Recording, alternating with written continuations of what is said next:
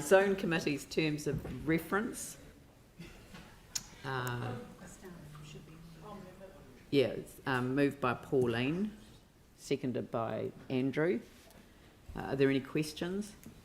Yanni will see if we can, I mean, staff are obviously still coming down, but let's see if we can answer any of the questions from the chair. So I put these, through ahead of the meeting, and I appreciate the response that staff have given back.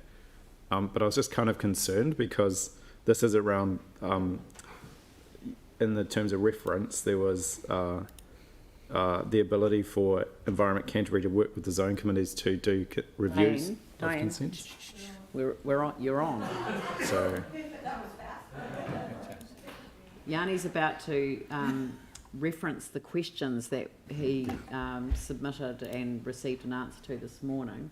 The first one was in relation to their ability to make.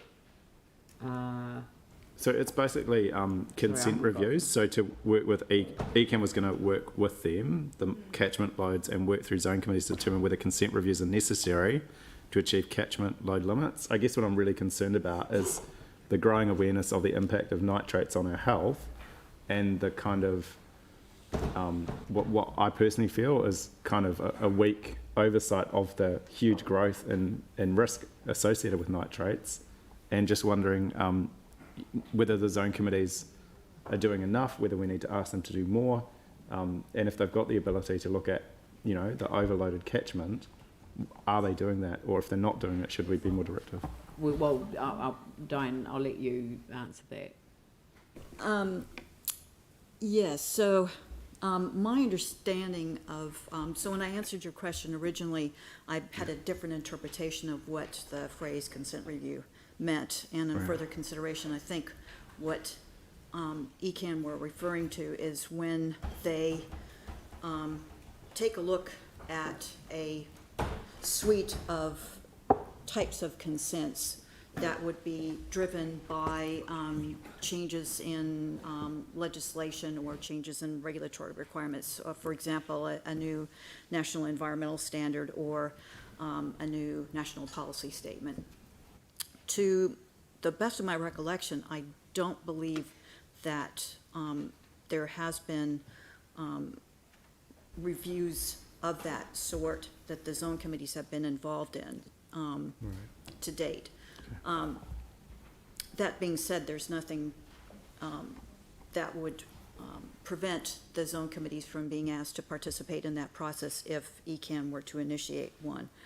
Like I said, at this point, I'm not aware of consent reviews in that context. Related to that is the fact that over the last several years, in a sequential way, various zone committees have looked at the issues around water management in their zones and have made recommendations about those issues and perhaps how they could be addressed through the process of the zone implementation program addendas. So most of the zone committees have been through that process. So that wouldn't exactly be a consent review process, but it is a way that the zone committees can look at the issues around water management in their zones and make recommendations to ECAN, which are then taken and used to develop changes where necessary to the Land and Water Regional Plan. I know this gets kind of complicated.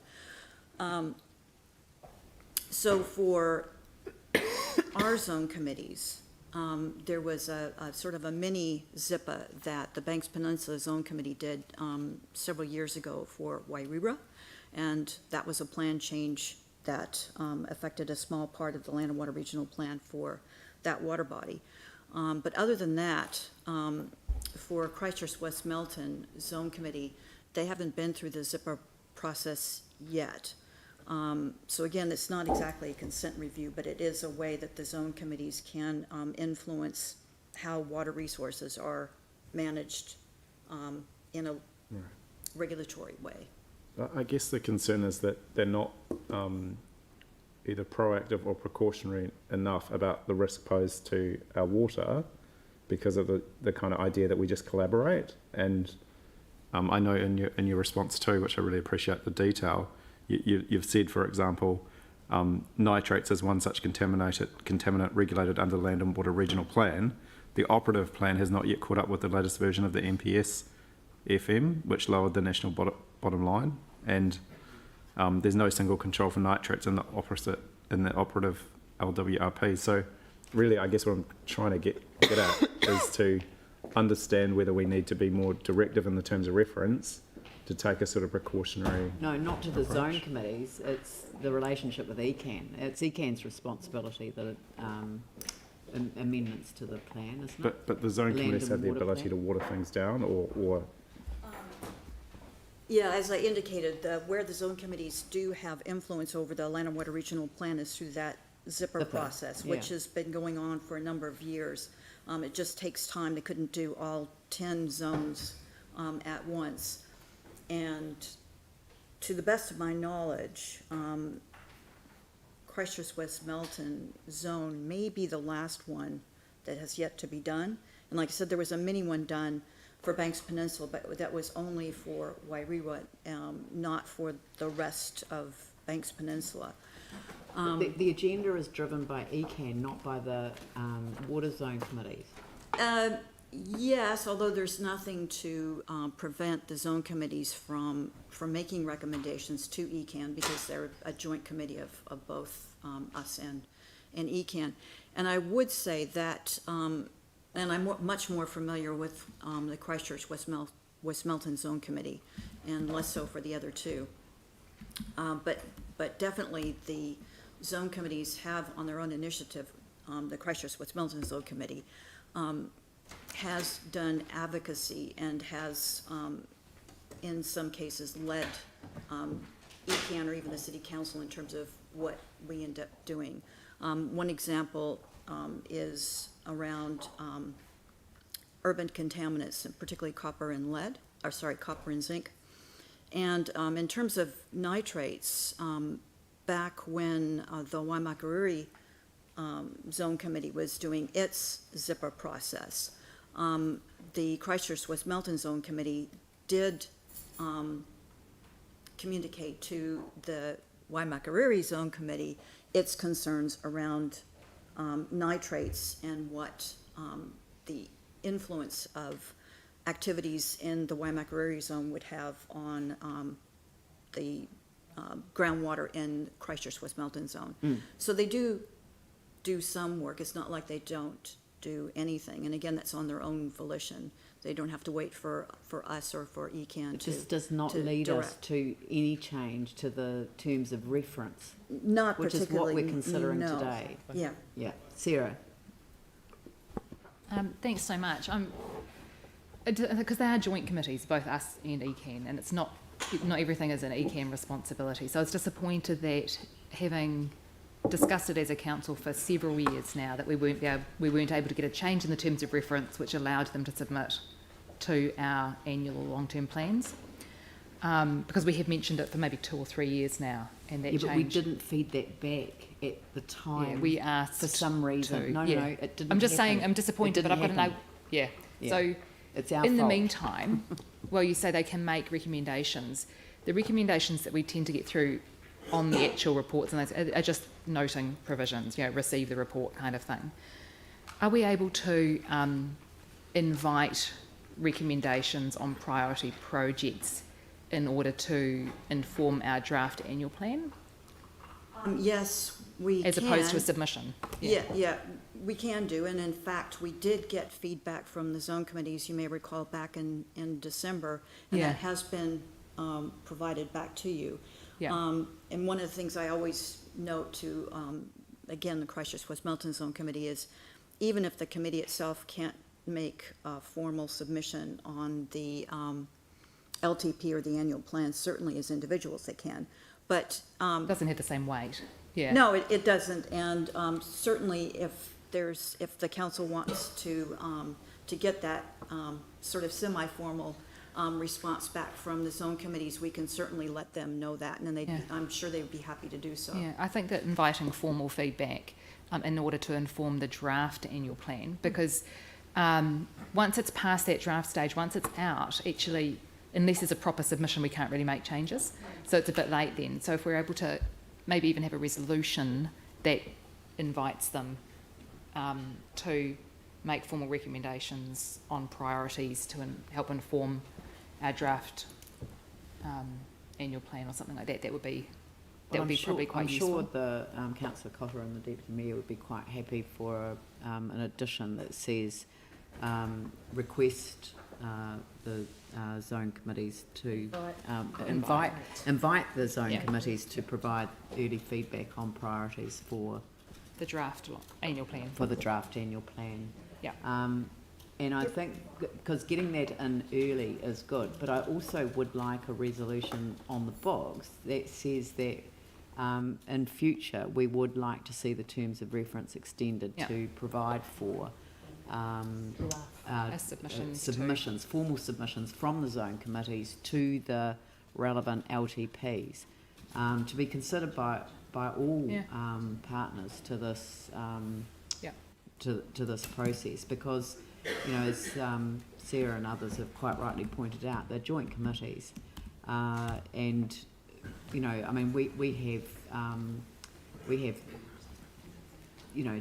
have committees that we've got community boards that make submissions on the LTP and the annual plan. We have Te Honona members who make submissions individually, collectively, feedback, so it's just, it does feel like we need to have a resolution on the books that actually says that, and then the next time that it comes up for revision, we'll be able to feed it into the process. But it was an oversight this year. It should have gone through that. We should have had a formal resolution to this effect. So let's take care of the formal resolution and recognise that will be progressed through the system next time round rather than this time. Yep. Thanks. So That's number 4. so we've got invite the zone committees to provide early feedback on draft annual plans and long-term plans. Note its preference that at the next review of the zone committee's terms of reference, consideration is given to zone committees having the ability to make submissions to draft LTPs and annual plans. Yeah. Okay. Yep. All right. So that's been moved and seconded. Debate, Yanni? Just wanted to check on the priorities. Like, So this isn't debate. This is well, it's a another question around the priorities. So, I mean, our priorities are around public awareness and engagement, but I wonder again if we should be raising that nitrate levels limit. Sorry, what? But this is on page 148. So where we've given specific direction around the priorities. This is for the zone committees. Yeah, correct. Page what? 148. 148. Just tap it and then slide along. Keep your finger on it. And I was just a bit concerned about the third one around supporting erosion sediment control workshops for construction industry and developers. While good in itself, I would have thought there's more work that needs to be done, and certainly the submissions that we've heard previously have indicated more than just having the workshops, but it is actually a proactive monitoring of what's actually going on that's important. Well, can I just jump in there? Or were you gonna, because it's already happening, isn't it? And it's, yeah. I just wanted to point out that our portion of the letter of shared priorities had already been endorsed by the council in the past meeting of the Three Waters Committee. Oh, okay. Yeah. And that sedimentation work is well advanced, I think. Help me, Mel, can You you should have remember, said that. it's now legislative since December, I think. So it's totally enforceable, the sedimentation ruling on the Port Hills, and ECAN and City Council work together on that enforcement, and we've got officers trained in the council now to do that enforcement, so you don't need people from each organisation, it's just one. So that's a really good progress on that. And there's also a sedimentation toolbox that ECAN produced for the industry. So there's a big spotlight being on that. All right, and just the final question I had was in regards to the terms of reference was around they're told they have to align to the targets. In developing the zone committee action plan, the committee must work within and be aligned to the Canterbury water management strategy and targets. Again, like I would have thought, having the value of having these zone committees would be hopefully to challenge some of those targets. So where things like nitrates or some of the targets that you know we're getting information of concern, that they would not just have to be aligned, but could actually look at whether they're acceptable. Zone committee who first Are we able to? No, Yeah. Yanni, that is, I think that's just It was the out zone of, committee who first raised the nitrate stuff with us. And they already have written. that, Yeah, no, but I'm just so they if raised it you in front read of, four, they raised it publicly in front of our council about the risks Yeah, that yeah. we weren't aware of in terms of the exposure to under the West Melton one did under a the really river. good job. So all I was just saying, in specifically in the terms of reference, that's great. I'm just worried that the wording in here might constrain them to looking at what the But it's having the to just act existing within the wording, existing. Yanni, so how did it constrain them from telling us what the problem was? Well, it was only one that did it, wasn't it? But anyway, if people think it's okay, that's fine. Just Right, okay, I will open it up for debate. Pauline?